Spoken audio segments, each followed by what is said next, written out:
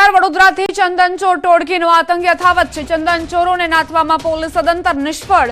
સરદાર બાગમાં 2 ચંદનના વૃક્ષની ચોરી થઈ। ચંદન ચોર ટોળકી વૃક્ષનું થડિયું લઈને ફરાર। એક થડિયું સ્થળ પર જ પડ્યું રહ્યું। ચંદન ચોર ટોળકીમાં 7 સભ્યો સામેલ હોવાની શંકા છે। અગાઉ MS યુનિવર્સિટીમાં પણ ચંદનની ચોરી થઈ હતી। કોર્પોરેશને કરોડોના ખર્ચે સિક્યોરિટીનો કોન્ટ્રાક્ટ આપ્યો હતો, છતાં ચંદન ચોર ટોળકીને ન રોકી શકતા અનેક સવાલ ઉઠ્યા છે।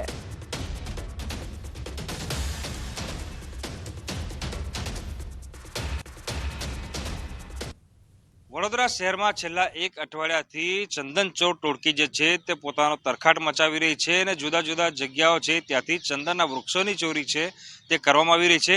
થોડા દિવસ પહેલાની વાત કરીએ તો MS યુનિવર્સિટીમાંથી જે ચંદનના વૃક્ષ છે તે ચોરાઈ ગયા હતા અને જે ચોર છે તે જે કટર મશીન છે તે લઈને આવ્યા હતા અને કટર મશીનની મદદથી ચંદનનું જે વૃક્ષ છે તેની ચોરી કરીને ફરાર થઈ ગયા હતા। ત્યારબાદ 2 દિવસ અગાઉની વાત કરીએ એટલે કે પરમ દિવસની વાત કરીએ તો એ જ યુનિવર્સિટીનું જે બોટનિક વિભાગ છે ત્યાંથી જે તસ્કરો છે તેમના દ્વારા આ ચંદનની જે છે તે ચોરી કરવાનો પ્રયત્ન કરવામાં આવ્યો હતો। ત્યારબાદ હવે ગઈકાલની વાત કરીએ તો ગઈકાલે વડોદરા મહાનગરપાલિકા દ્વારા સંચાલિત જે સરદાર બાગ આવેલું છે ત્યાંથી જે ચંદનનું વૃક્ષ છે તેની ચોરી જે છે તે કરવામાં આવી છે। પોલીસને અને સત્તાધીશોને શંકા છે કે આ જે ટોળકી સક્રિય થઈ છે તેના લગભગ 6 થી 7 સભ્યો છે અને તેઓ જે છે તે ચંદનના વૃક્ષની ચોરી કરીને તરખાટ મચાવતા હોય છે।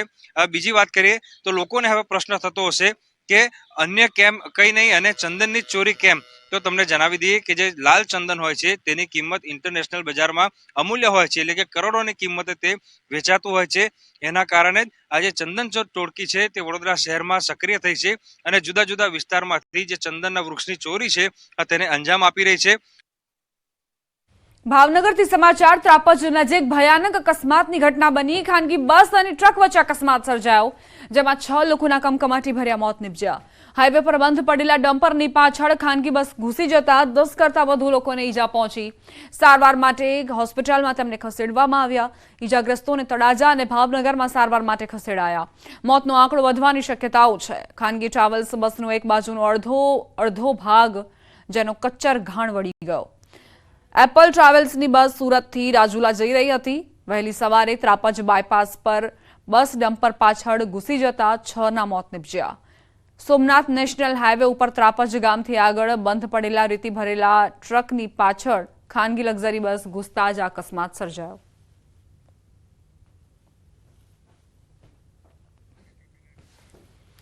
ભરૂચથી સમાચાર। જાડેશ્વર વિસ્તારમાં અકસ્માત સર્જાયો। કન્ટેનર ચાલકે બાઇક સવારને અડફેટે લીધા। અકસ્માતમાં એક વ્યક્તિનું ઘટના સ્થળે મોત નીપજ્યું।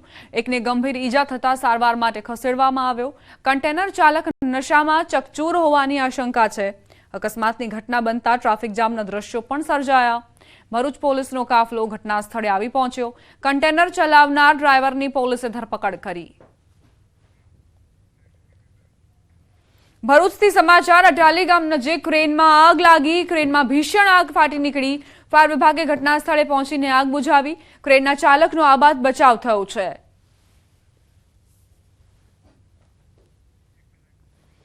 ભરૂચમાં અકસ્માતની ઘટના બની। અટાલી ગામ નજીક ક્રેનમાં એકાએક જ આગ લાગી।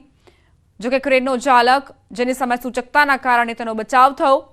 ફાયર વિભાગે ઘટના સ્થળે પહોંચીને આગને ઓલવવાના પ્રયત્નો હાથ ધર્યા હતા। ક્રેનમાં ભીષણ આગ ફાટી નીકળતા જ ચાલકનો જીવ પણ તાળવે ચોંટ્યો હતો, જોકે તેનો આબાદ બચાવ થયો છે।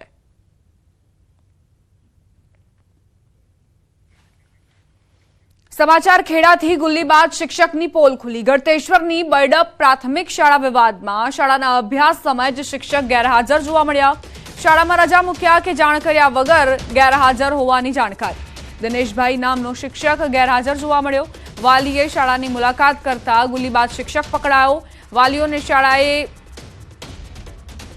લેખિત નિવેદન આપ્યું છે। શિક્ષક પોતાનું 2 વ્હીલર અન્યને આપવા ગયા હોવાનો શાળાએ બચાવ કર્યો। શાળાના લૂલા બચાવ અંગે વાલીઓએ વિડીયો ઉતાર્યો। વિડીયો વાયરલ થતા શિક્ષણ વિભાગમાં પણ ખળભળાટ મચ્યો છે। સમાચાર। સુરતથી ધૂણતી મહિલાઓનો વિડીયો વાયરલ થયો છે। ગંદા પાણીમાં ધૂણતી મહિલાઓનો વિડીયો જ સોશિયલ મીડિયામાં વાયરલ થયો। એક સાથે મહિલાઓ ગટરના ગંદા પાણીમાં ધૂણી રહી છે। વાયરલ થયેલો વિડીયો માંગરોળના કોઠવા ગામનો હોવાનું અનુમાન છે। કયા કારણોસર મહિલાઓએ ગંદા પાણીમાં ધૂણવાનો વારો આવ્યો છે તે અંગે કોઈ જાણકારી મળી શકી નથી। આખરે શું ફરિયાદ છે, શું પ્રશ્ન છે આ મહિલાઓનો કે તેમણે આ પ્રકારે વિરોધ કર્યો કે પછી અન્ય કોઈ બાબત છે, તેને લઈ તપાસનો વિષય। મોરબીથી સમાચાર। અપહરણ બાદ 2 બાળકોનો છુટકારો। ટંકારામાં અપહરણ બાદ 2 બાળકોનો છુટકારો થયો। બંને બાળકોને તેમના પરિવારને હેમખેમ પરત સોંપવામાં આવ્યા। ખેડૂત પરિવારના 2 બાળકોનું અપહરણ કરાયું હતું। પોલીસે મોડી રાત્રે આરોપી મહિલાને બંને બાળકોને સાથે પકડી પાડી હતી। મહિલા વિરુદ્ધ અપહરણનો ગુનો નોંધાયો। પોલીસે અપહરણ શા માટે કરાયું હતું તે આગળની તપાસ હાથ ધરી છે।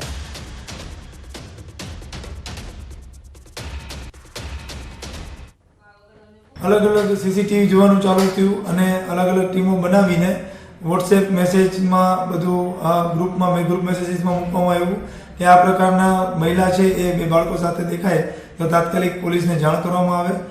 અલગ અલગ વ્યક્તિ દ્વારા અમને જાણ થતાં અલગ અલગ માહિતી મળતી જતાં આ આરોપીને અલગ અલગ સગળ મળતા ગયા, જેમાં મિતાણા ડેમ જેવા અવરોધ વિસ્તારમાં પણ આ મહિલા છે બાળકોને લઈને ફરી રહી હતી અને આખી રાત મહેનતના અંતે સવારના 5 વાગ્યા આસપાસ આ બાળકો છે એ હેમખેમ એની મહિલા સાથે જ વાંકાનેર સિટી પોલીસને ત્યાંથી સિટી મુકામેથી મળી આવેલ। સુરતના ટેક્સટાઇલ માર્કેટમાં આગામી 26 તારીખથી થનારી હડતાળ બંધ રાખવાની તૈયારી કરાઈ। વેપારી અને મજૂર યુનિયનના લોકો હડતાળની વિરુદ્ધ હોવાથી હડતાળ બંધ રાખવા કવાયત કરાઈ। મજૂર યુનિયનના આગેવાનોએ કહ્યું, હડતાળથી વેપારી અને શ્રમિકો બંનેને નુકસાન થાય તેમ હોવાથી હડતાળ ન થાય તેવી તૈયારી કરાઈ। મહત્વનું છે કે આગામી 26 તારીખથી પાર્સલ ઉપાડવાનું કામ કરતા મજૂરો કામ બંધ રાખી હડતાળ કરવાના હતા। 65 કિલોના પાર્સલ ઉપરનું વજન ઉપાડવાનો છેલ્લા 6 મહિનાથી વિરોધ થઈ રહ્યો છે। वजन घटाड़वानी मांग साथे श्रमिको हड़ताल करवाना हता।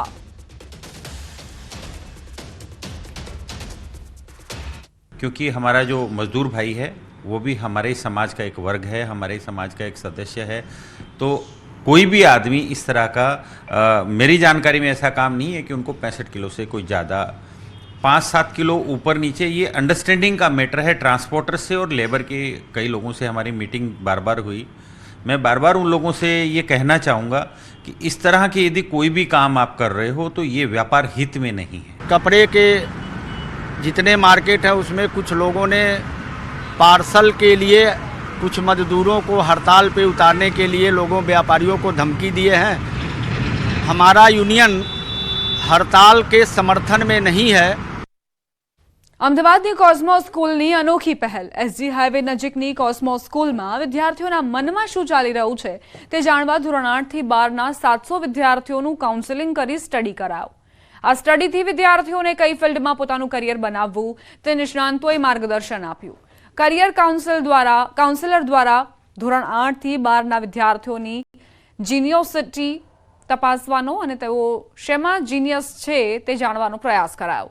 સ્કૂલના પ્રિન્સિપાલે જણાવ્યું કે અમે જે 700 વિદ્યાર્થીઓનો સ્ટડી કર્યો તેમાં 50% વિદ્યાર્થીઓ એવા છે કે તેઓને તેમના કરિયર વિશે કોઈ ખબર જ નથી, જ્યારે 20% એવા વિદ્યાર્થીઓ તેના મિત્ર જે સ્ટ્રીમમાં જશે તે ફિલ્ડમાં જશે તેવું તારણ સામે આવ્યું। તો 10% એવા વિદ્યાર્થીઓ પણ મળ્યા કે જેઓ કઈ દિશામાં કારકિર્દી બનાવશે તે નક્કી છે, પરંતુ તેની જાણકારી કે જ્ઞાન તેઓ પાસે નથી। ત્યારે આ તમામ બાળકોને પોતાનું કરિયર નક્કી કરી શકે તે માટે માર્ગદર્શન અપાયું। નો એક ઝુંબેશ હાથમાં લઈને બધા બાળકોનો 700 બાળકનો અમે એપ્ટિટ્યૂડ ટેસ્ટ કરાયો છે અને એ બાળકોને અમે લોકો એનો રસ્તો બતાવીએ છીએ કે ભાઈ એ બાળકો શેમાં સારો એક્સેલ કરી શકશે, એમાં એ લોકો પોતાની સ્ટ્રીમ ચૂઝ કરી શકે, તેના માટેનો એક ઝુંબેશ અમે લીધું છે।